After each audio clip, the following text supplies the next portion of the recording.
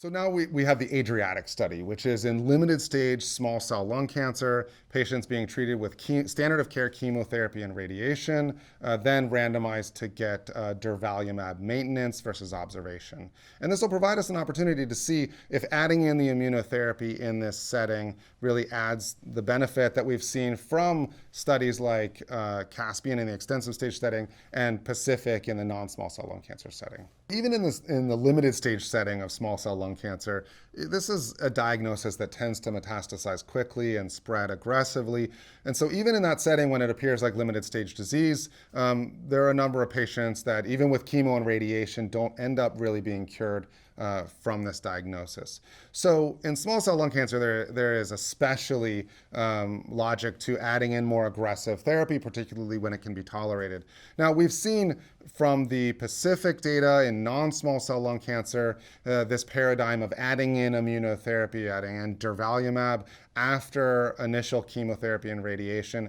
And more recently, we've seen data presented on a poster at ASCO with atezolizumab with chemotherapy and radiation. In both of these settings, showing not a substantial increase in pneumonitis. I think at the start of at the start of the Pacific study, there was reasonable concern that we might see this given that radiation can cause pneumonitis and so can the checkpoint inhibitors. And fortunately, this is not something that we've really seen, and this has generally been very well tolerated. So this provides a strong rationale now to add durvalumab into the limited stage small cell lung cancer setting after chemotherapy and radiation, having seen this drug tolerated well after chemo and radiation in the non-small cell lung cancer setting, as well as showing good efficacy from the Caspian study in extensive stage small cell lung cancer. The limited stage small cell lung cancer setting is not necessarily equivalent to what we see in non-small cell lung cancer. This does tend to be more aggressive disease.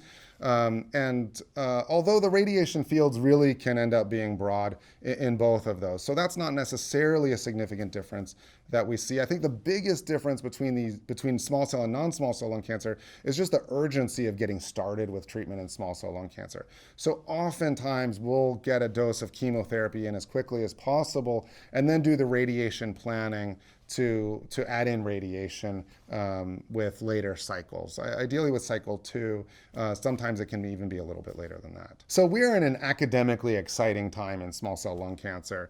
We've laid out the fact that outcomes have been very poor historically and the significant advance that these checkpoint inhibitors have really brought forward. There are also a lot of novel therapies that are currently in development. Now we see some things a little further along, like lurbinectedin, which has shown some improvement in the toxicity profile, maybe more than anything. And then we have more novel treatments now with EZH2 inhibitors, bispecific T-cell engagers, TIM3 inhibitors, aurora kinase inhibitors. These are various classes. And these are clinical trials that we have available here at Dana-Farber that were then enrolling patients on these studies and have seen some responses in settings where previously there really weren't good options. Now, what will pan out from these is still further in development, and there are other more novel therapies even further beyond that are now in the pipeline to get to clinic. So we are really seeing some significant advances in this very difficult to treat population of patients.